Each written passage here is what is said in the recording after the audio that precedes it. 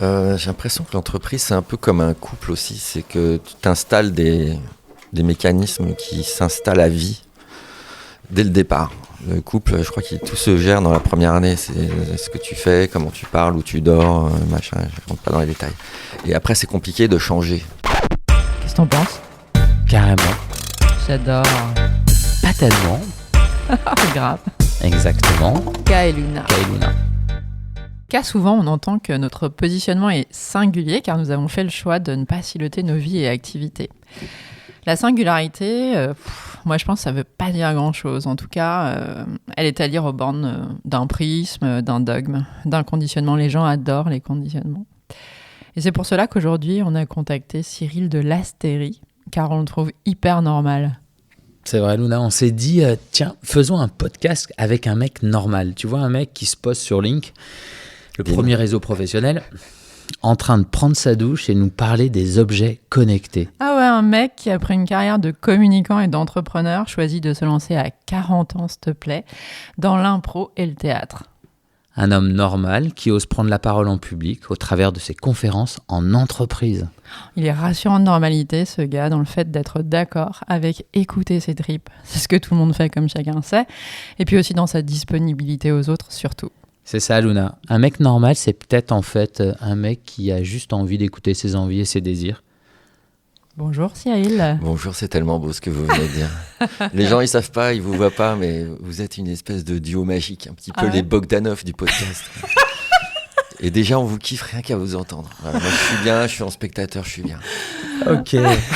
Comment va le mec normal, l'homme normal? Mais moi, je vais très très bien. Écoutez, on parle de moi, donc c'est cool. Nous, on est heureux d'entendre quelqu'un qui a des choses à dire, parce que c'est un peu notre baseline de laisser la parole à des hommes et des femmes qui ont des choses à dire, et toi, tu as sacrément des choses à dire. Écoutez, je ne sais pas, on va voir. Qu'est-ce qui vous avez préparé? Alors, écoute, on va démarrer ensemble par le jeu des questions. Jeu de questions. Une question, on va t'en passer. Mais très 80s, tu vois. Non, tu parles des Bogdanov, on aime.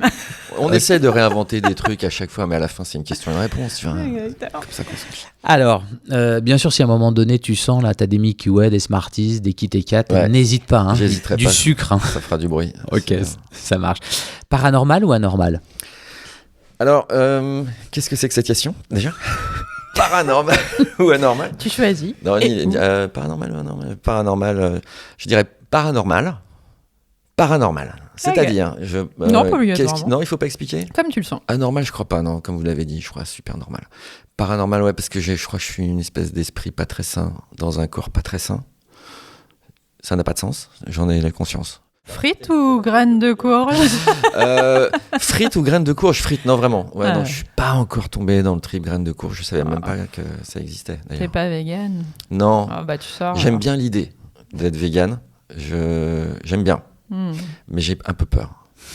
J'ai un peu peur de perdre toute ma tête, ma vitamine B12. J'ai vu des documentaires et tout. Non, je sais pas trop encore. Donc frites. Donc frites, grave. Avec les doigts. Hein. Enfin, Marina. Dramaturgie ou humour? Humour parce que je pense que c'est dramatique. Non, mais c'est-à-dire qu'on oppose les deux. Je pense que c'est tellement plus dur l'humour, mais tellement plus dur. Entrepreneur ou artiste? Alors, artiste, mais tellement. Là, justement, je suis en train de faire le point sur ma vie d'entrepreneur. On est tous d'accord maintenant, enfin surtout moi, c'est que non, je suis pas très bon entrepreneur. Et j'ai un ami, je peux dire des trucs ou pas? Ouais, parce que parfois que c'est des questions courtes, les années 80, il faut des réponses courtes. Tu vois. Les Beatles ou les Stones? Moi, c'est Chardin. On fait les thérapeutes de l'écoute. Tu peux t'allonger sur le divan et parler pendant des heures. Thérapeute de l'écoute, on dirait une contrepétrie. Hein. Je suis pas sûr, mais c'est peut-être les thérapeutes de l'écoute. Bon. Non, j'ai pris un verre avec un pote la semaine dernière, le mec qui raconte sa life. Nicolas Bordas, tiens, je vais le citer. Vous connaissez ou pas? Pas du tout. Ça, c'est vexant pour lui. Non, il est VP of je sais pas quoi de TBWA Monde. C'est vraiment un super mec, en plus. Et on parlait de mon côté entrepreneur, parce que le côté artiste, là-dessus, bon, il est cool avec moi, il le voit bien. Il disait, en fait, toi, ce qui te manque, c'est ton Pierre Berger. Ah. Et c'est tellement bien résumé, parce que j'essaie de résumer, on dit, qu'est-ce qui manque? Ouais, moi, c'est mon Pierre Berger. Alors après, je suis pas prêt à tout, non plus. Comme Yves Saint Laurent, d'ailleurs, je ne suis pas Yves Saint Laurent, mais bon, on va pas aller si loin dans la coopération. Mais ouais, je suis pas entrepreneur, ça m'intéresse pas, j'y arrive pas, je le fais au minimum. J'ai vraiment besoin de créer tout le temps, et c'est pas compatible avec l'URSSAF et tout ça. Ah, mais par contre, t'es pas contre un duo amoureux qui génère de la création. Ah non, bien sûr, je suis contre aucun duo. D'ailleurs, je me suis associé 1000 fois avec des gens très bien. Hein. J'ai créé une agence de com qui s'appelle C-Diaz avec Gilles Desbonnel qui marche toujours. Lui, c'était le business, moi, c'était la créa. Mais c'était pas moi le produit. On était ensemble vers un produit extérieur. En production audiovisuelle, c'est pareil. Je me suis associé avec Henri Poulain, qui est réalisateur et tout. Et la boîte marche très bien. Et bon, j'y vais plus, c'est pour ça qu'elle marche très bien. Mais... Et puis d'autres boîtes comme ça, mais c'était pas moi le produit. Moi, ce qui me manque, c'est un businessman et qui exploite mon art, on va dire. Alors, toute proportion gardée. Mais artiste, ouais. C'était long comme réponse. Donc, un artiste à la recherche de son business partner. Voilà, un artiste, peut-être que je ne trouverai jamais de ma vie. Oui, mais voilà, après puisqu'on va diffuser sur des réseaux professionnels, si un business développeur de l'artiste est ému, qu'il nous contacte. On fera la mise en relation. Ou une, hein. Je veux dire, business développeuse. Bien sûr. Mais bon, il faut créer une connivence qui ne se crée pas comme ça sur petite annonce. Mais oui, ça peut arriver. Jamais à l'abri d'un succès. On n'est jamais à l'abri d'un succès. Jamais. Vaincre ou convaincre? Je dirais convaincre. Je ne suis pas très guerrier. Et puis je préfère me taire quand ça devient trop énervé, tout le monde. Donc, non, convaincre, c'est bien, c'est séduisant. Plus belle la vie ou poubelle la vie? Oh la vache. Poubelle la vie, ouais, je crois que c'est moche. Non, j'ai l'air de me marrer, mais je trouve ça, c'est un peu poubelle la vie. Alors Cyril, discuter avec toi, c'est un peu comme revisiter la collection des Martines, puisqu'on a Cyril sur Link, Cyril sur les planches, Cyril storyteller, Cyril en entreprise, Cyril auteur, Cyril entrepreneur.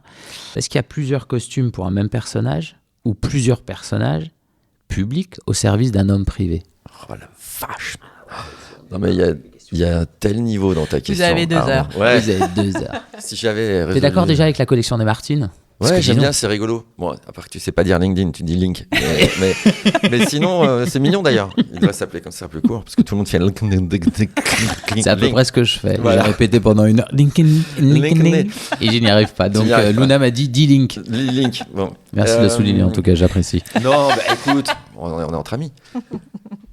Je pense, pour être sérieux à ta question, que tu peux la répéter d'ailleurs? Ouais, bah écoute. Tu la couperas au montage. Sans faire les Martines. Ok, sans faire les Martines. Est-ce qu'il y a plusieurs costumes pour un même personnage ou plusieurs personnages publics au service d'un homme privé? Non, il y a plusieurs costumes. Ouais. Mais depuis toujours. Voilà, j'ai plusieurs costumes, même petits. J'étais sérieux, mais en même temps, je déconnais. Et puis, j'aime bien me déguiser dans tous les coins. Et en même temps, je fais des conférences sérieuses sur des sujets hyper sérieux. Je fais du conseil à des patrons de boîte, mais le lendemain, je suis effectivement un poil sous la douche sur LinkedIn. J'arrive pas à choisir. J'ai toujours pas choisi. J'arrive pas. Donc, j'ai plusieurs costumes. C'est pas simple à exprimer, mais j'ai arrêté de me prendre la tête. Maintenant, j'y vais, je les fais tous. Et c'est marrant parce qu'on a podcasté une costumière qui est maintenant devenue artiste contemporaine qui nous expliquait en fait que le costume, c'était une opportunité de faire un cadeau au monde de ce qu'on avait envie de lui proposer. Et donc finalement, d'avoir plusieurs costumes, ça démontre peut-être aussi de beaucoup de générosité de ta part dans ton souhait de proposer au monde des histoires qui évoluent tous les jours parce que... On peut avoir tendance à s'ennuyer, toi. C'est ça. Bah, écoute, c'est très joli ce qu'elle dit, cette dame. Mais oui, en fait, moi, je me définis comme storyteller maintenant. J'ai essayé de réduire en un seul mot parce que sinon, je disais auteur, entrepreneur, conférencier, machin. T'en avais pour 3 heures. Et ce que j'aime, c'est raconter des histoires. Depuis petit, ma mère a retrouvé les cahiers, là, ça date de l'âge de 4 ans, mais avec des vraies histoires. Hein. Première histoire, j'étais maire de Martigues. Je trouvais que j'étais jamais allé à Martigues, je sais même pas où c'est, mais j'aimais bien le mot. Et en tant que maire, j'avais des autotamponneuses au sous-sol. Et il y avait des toboggans où tout le monde pouvait aller faire des autotamponneuses à volonté. Voilà, c'était ma première histoire, j'avais 4 ans. Et depuis, j'écris des histoires. Elle est plus belle, la vie, avec toi, finalement. Ouais, c'est ça. Ouais. J'en sais rien. Mais... Et après, les seules matières qui m'intéressaient, c'était le français, c'était la philo, c'était les trucs où il y avait des histoires. Et puis après, j'ai mis les histoires au service de la pub, mais aussi du théâtre, et puis de l'Internet, de la radio, de la télé. En fait, peu importe le média, je vais raconter des histoires. Donc ouais, avec parfois des costumes. Alors, aux dames de mes proches, souvent, en disant c'est bon, t'as passé l'âge, tu vas arrêter de te maquiller, de mettre des perruques, mais ça m'éclate. Et parfois, il faut se déguiser. Finalement, ce qu'on croit, et on sait que tu interviens beaucoup en entreprise, c'est que avec l'imprévu, ce qui peut être un joli cadeau, c'est que si on ne prévoit rien, des choses se passent. Et sans doute que toi, dans ton métier d'artiste, parce que c'est vrai qu'on te vit plutôt comme un artiste que comme un entrepreneur, Tu pourrais parler un petit peu aux personnes qui vont t'écouter de ce que ça peut provoquer, de sauter dans le vide et puis de ne pas chercher à contrôler. Alors, c'est le sujet 1 de ma vie, 2 de ma prochaine conférence, donc ça tombe bien. Et c'est la question que je me pose éternellement des gens que je rencontre, c'est pourquoi ils osent pas et pourquoi moi j'ose. Alors, parfois je me dis c'est parce que t'es fou, ou parce que t'es immature, parce que t'es pas responsable, parce que tu mesures pas les risques. Ça, c'est les mauvais jours, en disant quand tu prends sur toi. Et plutôt les bons jours, et là ils sont plus nombreux quand même. Et c'est depuis toujours, je me dis, et c'est ce que j'avais dit un jour dans Interdit Paris, j'avais commencé comme ça, quel est effectivement le vrai risque à prendre un risque? J'avais juste dit, il n'y en a pas. Et j'y crois, c'est-à-dire, après moi je pense beaucoup à la mort depuis petit, donc quel est le plus gros problème que celui-là? Ça paraît classique, mais une fois que tu as réglé ça, tant qu'il n'y a pas ça au bout, je me dis tout le reste c'est des réglages, tout le reste c'est des peurs, c'est des sentiments d'illégitimité, c'est l'angoisse de ce que vont penser les autres, les 5 personnes qui comptent pour soi, parce qu'en fait, quand on dit j'ai peur de la réaction des autres, on a calculé, il y a des études sérieuses qui montrent que ces 5 personnes, et en général, ça finit à une, sa mère. Que c'est à cause du pognon, le pognon... Merde, maman, c'est pas toi. Non, mais il y a la mère, il y a l'ex, il y a un type sur Internet qu'on connaît pas, mais qui nous énerve, il y en a 2 autres comme ça. D'accord. Il y a l'argent qui angoisse tout le monde et qui est une super excuse. Alors, c'est vrai que c'est horrible, c'est un vrai problème, mais... il y a toujours, je crois, moyen de le contourner d'une manière ou d'une autre. Soit parce que quitte à être dans la merde, autant être dans la merde avec ce que tu aimes faire. Et soit tu l'es pas et se donner les moyens. Mais ça, c'est un vrai sujet aussi, j'en parle dans ma conf l'argent, parce que ça bloque tout un tas de gens. Donc à la fin, moi, cette pensée-là, j'y pense plus. L'histoire du chemin ou de la destination, pour moi, c'est le chemin, il n'y a pas de match. Hein. On prévoit des trucs qui n'arrivent jamais. Donc autant faire des trucs. Enfin, c'est tout bête. Donc, pour qu'il arrive quelque chose. Pour qu'il arrive quelque chose. Et après, ça foire ou pas. Et alors moi, ça m'est égal. Enfin, ça m'est égal. Je préfère quand ça marche. Hein. Soyons pas foufous. Mais de faire les choses, c'est extraordinaire. Rien que de se mettre en mouvement, déjà, il se passe 1000 choses. Je sais pas, vous avez remarqué, dès que vous commencez à évoquer un projet, ça ramène des gens que vous voyez plus. Vous commencez à voir les livres et les articles différemment. On vous parle de trucs que vous attendiez plus. Je suis pas mystique, hein, mais c'est incroyable comment se mettre en mouvement, créer des choses. Ouais, agir. Juste. Dès que tu agis, au final, tu changes déjà ta propre perception au final de l'événement, quoi. Exactement. Après, il peut foirer quand même. Et puis, on n'est pas responsable de tout. Je crois pas non plus qu'on est responsable de tout. Mais en tout cas, se mettre en mouvement, moi, c'est tout ce qui m'intéresse. Donc, oui, un jour, j'ai eu envie de me mettre au théâtre. Alors, je me suis dit, tiens, je vais me mettre au théâtre. J'avais 40 ans. C'est une de nos croyances. Et c'est aussi pour ça qu'on était vraiment investis à te podcaster. Parce que tout ce qu'on a expérimenté et puis ce qu'on expérimente au travers des rencontres de personnes comme toi qui ont le courage de vivre leur vie, c'est que l'intime, c'est quelque chose d'important dans la capacité à réavoir confiance en se mettre dans une situation qui fasse que quelque chose arrive. Et alors souvent, quand on parle de ce mot intime dans le monde de l'entreprise, il y a un peu de paranoïa, la peur... de devoir révéler des choses qu'on n'a pas envie de dire. C'est pas du tout le sujet et on serait intéressé de t'entendre t'exprimer sur ta vision de l'intime parce que pour nous l'intime c'est vraiment ça, c'est retrouver confiance en soi, avoir une confiance aux autres parce que de toute façon dans le pire des cas il va rien se passer et dans le meilleur des cas il va se passer grand chose et juste en se remettant en action et en ayant confiance redonner l'opportunité à... Ouais. Alors l'intime, c'est un mot compliqué, je sais pas, j'ai pas été le voir, mais souvent quand on dit l'intime, on a l'impression qu'on va devoir parler de ses problèmes avec ses parents ou de couple ou j'en sais rien. Et je crois pas qu'on ait besoin d'aller jusqu'à là pour évoquer l'intime. L'intime, en revanche, j'aime bien être en one-to-one, face-to-face avec des gens qui sont au bout du rouleau. Je sais pas pourquoi, je les attire et je les adore. Donc c'est parce que déjà, ça me fait des vacances sur moi. Et non, mais c'est vrai. Et puis, on est tous pareils, on a une vision assez immédiate des problèmes des gens. On est très fort pour comprendre. Alors, comme ça, d'un coup, quel est leur problème ? Et souvent, il faut un petit quart d'heure, une demi-heure. Ça commence par des phrases assez basiques. J'y arrive plus, mon boulot, machin. Et puis, on commence à creuser un petit peu dans l'intime de ce que juste ils aimaient faire ou ce qu'ils aiment faire, ce qu'ils aimeraient faire, mais humblement sans savoir quoi en faire. Et on se rend compte tout d'un coup qu'il y a une clé dans ce qu'ils disent eux-mêmes. Et on n'a même pas besoin de dire quoi que ce soit. On est juste à écouter. Et tout d'un coup, j'aime bien ce moment où quand ils le disent, il y a leur regard qui s'éveille. Eux-mêmes, ils sont en train de le dire. Ils disent, ah merde, je suis en train de trouver une solution pour moi. Et ça, c'est la première truc que j'adore. Deuxième, c'est que souvent, c'est les gens comme ça. Il leur manque pas grand-chose, il leur manque juste une autorisation. Et qui vient parfois de quelqu'un, parfois même de quelqu'un qu'ils connaissent pas. Et c'est même souvent le cas. Qui prend juste le temps d'écouter ce qu'ils disent et puis qui dit mais pourquoi tu fais pas ça et qu'est-ce qui t'en empêche. Alors au début il y a toujours les 3-4 arguments qui reviennent, les mêmes, ceux qui les plombent le soir dans le lit, là, l'argent, la mère, l'argent, la famille. Je parle pas de ma mère qui est un soutien sans faille, mais ouais non, tous ces trucs là qu'on a tous. Et puis à la fin on gratte et dit ouais donc qu'est-ce qui reste encore. Ouais, t'as peut-être raison, ouais. Alors moi j'adore ce passage là dans la conversation quand tout d'un coup ça bascule. Ouais, t'as peut-être raison, faudra que j'y réfléchisse. Et puis là, ça part en sucette, puis après, on ouvre une bouteille, et puis 3 jours après, il t'envoie des mails en disant ouais, mais t'as trop. C'est génial et tout. Moi, ça, je kiffe, je surkiffe, que ce soit en face à face dans la vie, et c'est ce que j'essaye d'arriver à faire un tout petit peu avec mes confs. C'est-à-dire que s'il y a 100 personnes, s'il y en a 3-4 qui viennent me voir à la fin et qui me disent c'est super, merci, ou qui m'envoient des mails, moi, je kiffe. Voilà, c'est mon trip à moi. Ah, mais pour ça, il faut rêver, aller dans l'intime. Ouais, mais explique-nous pourquoi des gens qui ont l'intention ne passent pas à l'action. J'ai l'impression que l'entreprise, c'est un peu comme un couple aussi. C'est que tu t'installes des mécanismes qui s'installent à vie dès le départ. Le couple, je crois qu'il tout se gère dans la première année. C'est ce que tu fais, comment tu parles, où tu dors, machin. Je ne rentre pas dans les détails. Et après, c'est compliqué de changer. On a l'impression qu'on va heurter ou qu'on ne sait pas le faire ou que ça va gêner le quotidien, le bonheur. Et en entreprise, c'est pareil. On arrive, on s'installe, on rentre dans une équipe. Il y a des mécanismes qui sont là. Et redevenir... Alors on est soi pendant 15 jours et encore on est très propre, on est poli, on essaie de plaire à tout le monde et on se rend compte que c'est fini, c'est terminé, c'est très vite fini. C'est pour ça d'ailleurs que moi je suis parti de l'entreprise, hein. C'est que c'est difficile d'être soi totalement.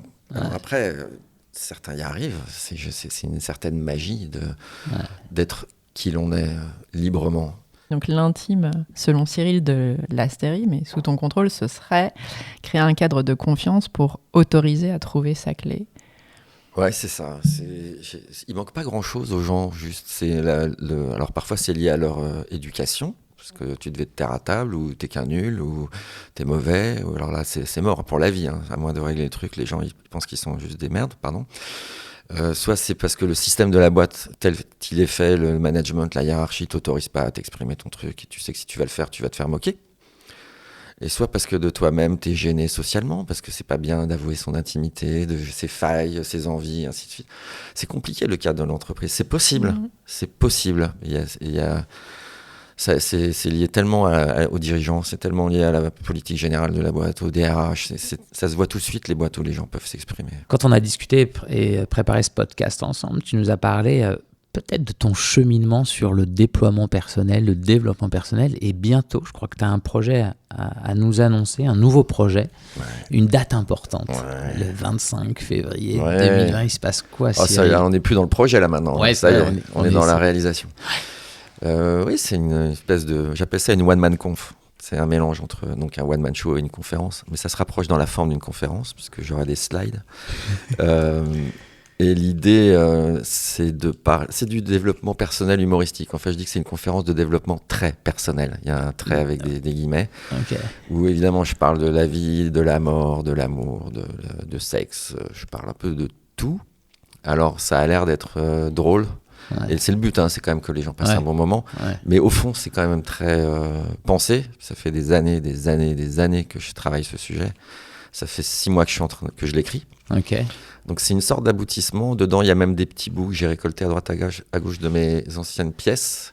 Parce que j'aime pas gâcher. C'est pas du recyclage. C'est ton côté écolo.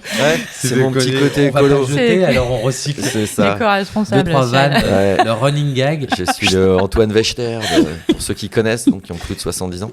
Le Brice Lalonde. Le Brice Lalonde. Non, mais c'est vrai que... Nicolas Hulot. Voilà, faut faire attention, parce que lui, il a pas non plus fait que du recyclage. Oh là, ça casse.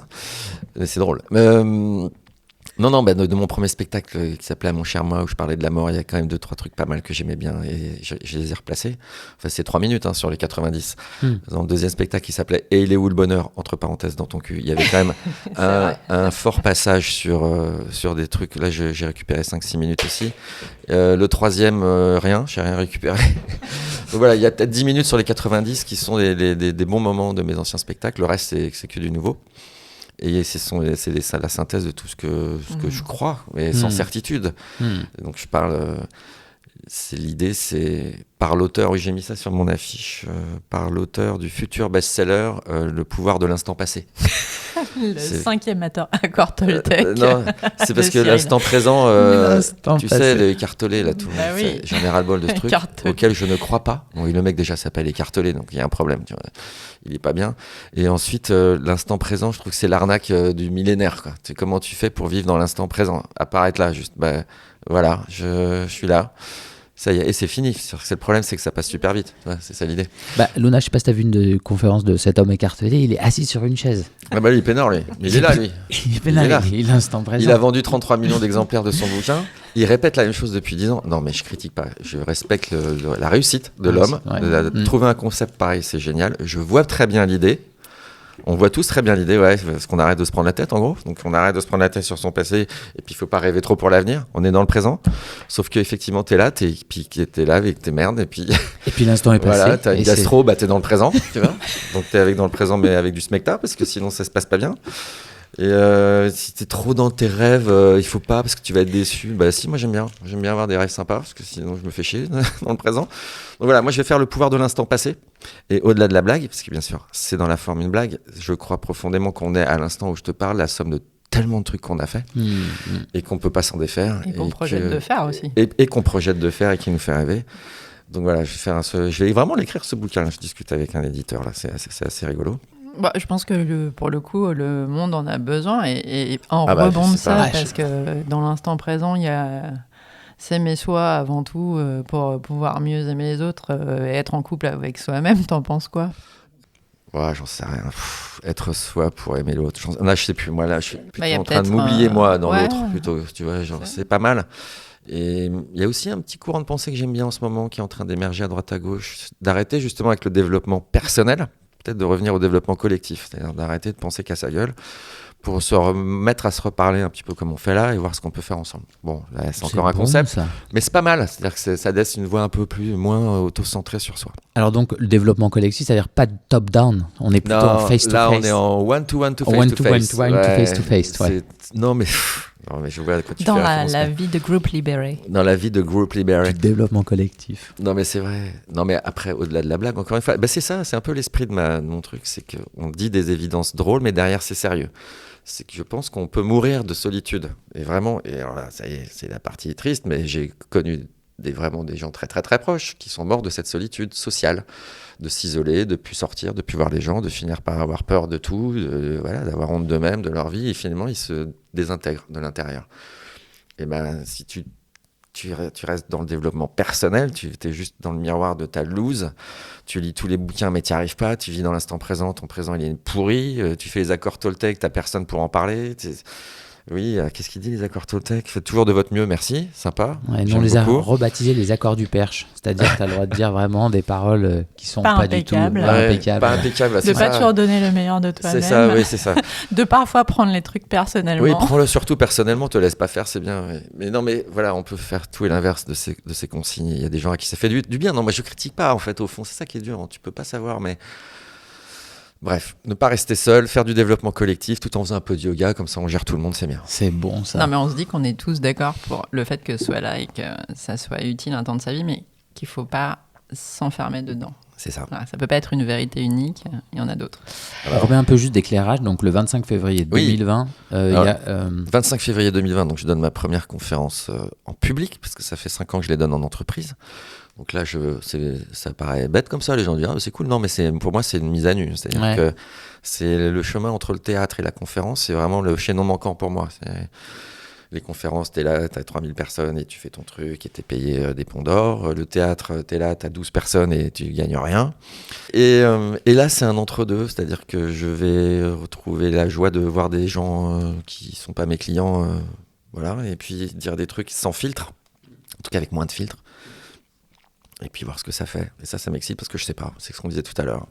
Une seule date? J'ai aucune idée. Alors non, pas une seule date, je pense qu'il y en aura beaucoup. J'espère qu'il y en aura une tous les 15 jours en fait. La première, donc le 25 février. Si par hasard c'était déjà complet au moment où nous diffusons, il y a une deuxième date le 10 mars, le mardi 10 mars. Et Allez-y vite donc. a priori, je ferai ce rythme-là tous les 15 jours, tous les mardis de tous les 15 jours. Le miracle 15 jours de Cyril de l'Astérie. Ouais, mais c'est bien, parce qu'en plus, je vais la faire évoluer. Mes connaissances, ce sera jamais 2 fois la même. Et puis, je prendrai surtout les feedbacks des gens, parce que c'est vrai, ça fait 15 ans que je suis dans les réseaux sociaux, donc je sais ce que c'est que de se prendre des portes dans la tronche, des critiques justes, des suggestions. Moi, c'est ça qui me fait marrer. On va se parler pendant la conf. Je vais pas venir et puis partir. On va vraiment se parler et fighter s'il faut. Et puis, la faire évoluer. Et puis après, j'irai la faire dans les villes. Et puis, j'aimerais la faire partout, dans le monde. En Dans espagnol et en l'univers. anglais, dans The Universe. Dans The Universe, chez Eckhart Tolle. Chez Eckhart, mais Au je ferais bien United une petite States. conversation avec Eckhart Tolle. Lui serait à fond dans le présent et moi à fond dans le passé. Il faudrait faire ça avec les Bogdanov qui sont à fond dans le futur. Alors maintenant, les questions. C'est clair. Alors Cyril, qui ou quoi? Qui? À 2 ou en bande? Ah ouais, d'accord. Donc j'ai pensé que c'est d'accord. C'est qui ou quoi et c'est la réponse. C'est tout. Après, il n'y a pas de deuxième question. Non, la conversion C'est n'est pas toujours chiffre ou introspective. vérité quoi. Non, C'est non, pas non, action c'est qui vérité. ou quoi? Non, c'est qui ou quoi. Alors vas-y, recommence. Qui ou quoi? Qui? À 2 ou en bande? À 2. Des vrais gens ou des faux gens? Des vrais gens. Développement très personnel ou développement impersonnel? Développement très personnel évidemment. Amoureux romantique ou amoureux de l'amour? Je sais pas les deux. Enfin, je sais pas. Les Amoureux deux. de l'amour, j'aime bien. Amoureux romantique, je crois. Merci Cyril. Ah, c'est tout. Bah ouais. Mais on n'a pas assez déconné. Ah bah on peut continuer si tu veux. Bien sûr que si, on est bien déconné. En tout cas, On va faire un jeu. On va Ok, faire un jeu ok, d'impro. allez, fais un jeu. Parce que Ok. voilà, on a- vas-y. Mais nous on adore Je vais quand tu vous nous demander, challenge. je vais vous demander pourquoi vous faites ce podcast, mais je veux pas de réponse sérieuse. D'accord. Je veux une réponse fun où on sent le rire et le plaisir et la joie dans vos voix. On te kiffe. on kiffe. Non mais nous, si on fait des podcasts avec les On personnes, s'en c'est parce fout, on qu'on veut pas. kiffe les Ah, gens. d'accord. Ouais. Ah, on- Ouais. Voilà, Au final, il y aura une finalité de le mettre sur le site, mais on kiffe la personne. parce Ouais. que vous avez décidé de faire du kiff, votre life.